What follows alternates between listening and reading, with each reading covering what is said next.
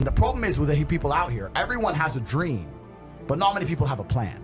A dream and a plan are different things. When you say to guys, do you want to be rich? Yeah, I want to be rich. How will you get rich? One day when the shit comes in.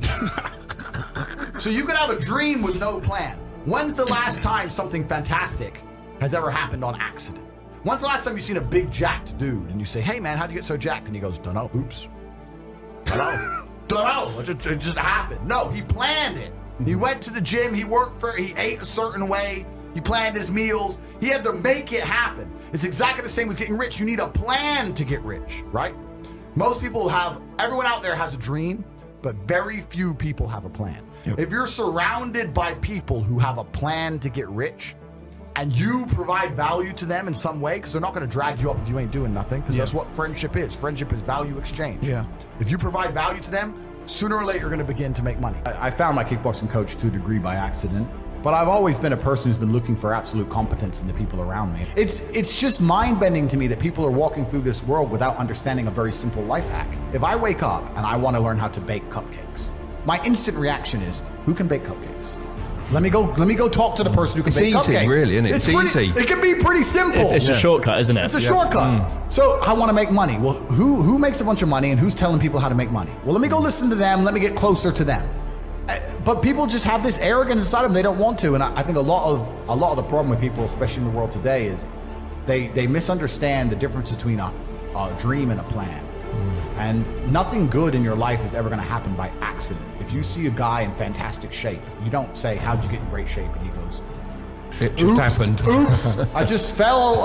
No, he ate a specific way. He trained a specific time. He did specific things for a specific outcome. And it's the same with finances. And most people who are broke, if you say, do you want to be rich? Yeah, I want to be rich. How are you going to get rich? One day, I'll win the lottery. Yeah, dumb shit. You have no plan. You have no plan whatsoever, no actionable steps. No, you're not doing things daily. You're just hoping some point in the future, God's going to just dump it on your doorstep. Guess what? It ain't going to fucking happen. And unless you have a plan, a specific plan, I'm sure you guys had you had a plan and you worked hard to get to your points. I had a plan. Everything was like, okay, today we have to do day after day after day until you get there. And this is what most people don't have because they're too arrogant or too lazy. I don't think it's stupid. I think most people, if you laid out a plan and they tried their very best and they were willing to learn, could do it. I don't think people are too stupid to make money. They're just too lazy or too arrogant to make money. That's the problem with people. I want you to submit to me your vision for your dream life. Every time I ask somebody what their dream life is, they give a very lazy, sloppy answer. Well, I want to be rich. How rich? What does rich mean? How much money? Is it in liquid cash? Is it in stocks? Is it in crypto? In which country is it held? How do you diversify to protect yourself against matrix attacks? Who's your accountant? What's the name of the banks your money's held in? What are you going to buy? For you to become rich and successful is going to require pain and suffering. And you have to understand exactly what your dream life is to make the pain and suffering worthwhile. Think about it. Have you ever been to the gym and seen a person in fantastic physical condition? They're strong, they're ripped, they're large.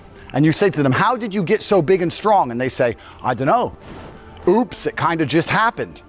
Or have you ever found a really rich man or a very successful man and said, how did you become rich and successful? And he goes, I don't know, bro. I just woke up one day and it kind of happened and now I'm living my dream life. No, there is a very detailed plan and roadmap. For you to become strong, you must eat a certain way. You must train a certain way. For you to become rich, you must earn money a certain way. You must understand exactly how you're going to make money, whether you're going to be a public-facing figure like me or a man of the shadows with millions of dollars. Unknown, but extremely powerful. You have to design your dream life. What house are you going to live in? Who's your woman going to be? Is she blonde? Is she brunette? What car are you going to drive? Have you even gone on the internet and spec'd your car? You can design your dream car right now for free on the internet, and you can choose the color, you can choose the wheels, you can choose the carbon. Is it a Lamborghini? Is it a Ferrari? Is it a McLaren? How much does it cost to the dollar? You talk about your dream life. You don't even know what your dream life is. How do you expect to get to a destination when you don't know where you're going? Do you understand? I designed my dream life long ago, before I was known, before I had anything. And I worked very hard with a very concise, very detailed plan to ensure I ended up exactly where I wanted to be. And you're not going to end up where you want to be if you don't know where it is. So, for that reason, I want you to submit to me your dream life. I want you to be as detailed as possible. Do you have children? What house you're in? What your woman looks like? What's her personality like? Where did you meet her? What kind of person is she? What car do you drive? Who are your friends? Who are your network? What kind of men are you hanging around with? How are you making money? Are you known? Are you not known? What is your ideal job? How much money do you want to make a month? How much money do you have saved? You have to understand exactly what your dream life is. This is more than just an exercise in understanding how to become a successful person. This is an exercise in life. Without diligent planning, without concise, compendious plans, the chance of you achieving nearly anything is zero.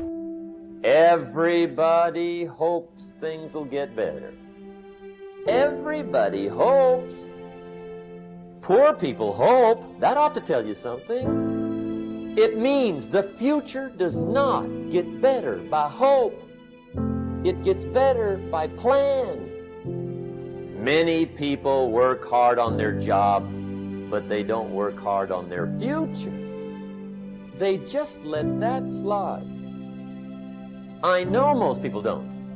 I understand that, but don't let that be you. Somebody once wisely said, the people who fail to plan are planning to fail. Well said. You got to be better than a good worker. You got to be a good planner. I used to have the affliction called passive hope. It's an affliction.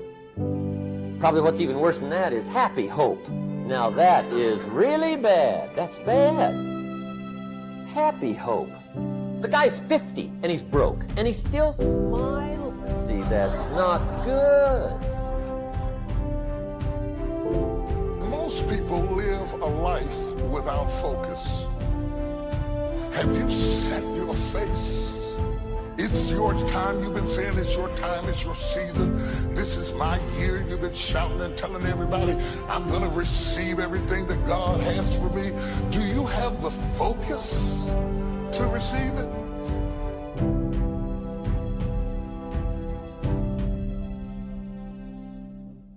One of the first things I learned in my life, and every so often I have to recalibrate. I have to get things back into focus. As I add more into my life, then I have to refocus. Because what used to work is now out of focus. And I learned that as I take it more into my life, I have to bring order and structure. My response to pressure and stress is order and structure. It doesn't mean that you can't do it. You might be rejecting something that God wants to send in your life. It doesn't mean that you can't do it. It just means that you can't do it with the old order. You can't have a new blessing and an old order. Every so often as you get new blessings, new opportunities, new doors, new positions, new children, new life, new marriage, new house, new whatever it is, you have to refocus. Now you got more weight. Now you got more responsibility. Now you got more demands. You have to refocus, restructure, reorganize. Are you organized for what you prayed for? You can't take on another job and still have your old habits. You have to structure or refocus for where you're going, not for where you've been. The reason you're stressed out and overloaded and at your wit's end is that you haven't reorganized your life. Some people have no focus at all. I talk, you'd be surprised. I talk a lot when I'm on stage. I'm quiet when I'm at home. You can't just be rattling all the time. It drives me crazy when people talk too much. It drives me crazy when they just go on and on and on and on because, see, I pay attention. And if you're not going anywhere with this, it drives me crazy. It's hard to follow somebody who doesn't have focus. What is your trend of thought? Some people spend money without focus. You just buying stuff. I bought these shoes. Why? What do they go with? I don't know. I just thought they were pretty. So you're broke by happenstance. Money without focus will cause you to end up in poverty. Spending without structure, without strategy will deplete your savings. You have to have a plan to your money. If you don't have a plan and a structure and a reason to it, you will lose things that you could have had because you had no focus. Some people live with no focus. You've got to identify your target and let nothing stand in your way. You've got to keep your eye on the target until you've released the arrow. Let nothing capture your attention unless it's in the best interest of your ambition. Let not an obstacle come before you without getting around it, going over it, going under it, trying a different path until you get there. Concentration in sports is crucial. The consummate professional on the field or on the court won't hear the jeering of the crowd. Their concentration keeps all noise and clutter at bay. They have one thing in mind, and that's moving the ball. You have to have just one thing in mind, keeping on track, closing out all the noise and the clutter that gets in your way, going around all the obstacles of negativity and influence. In a tennis match, how long does it take for your opponent to return the ball? Not very long.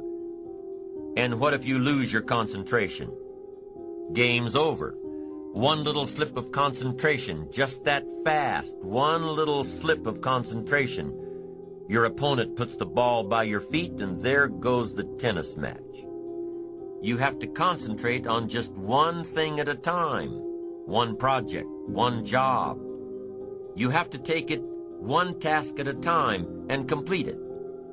Do what you've set out to do. Keep your mind only on that one task. Why? If you don't, you won't accomplish anything.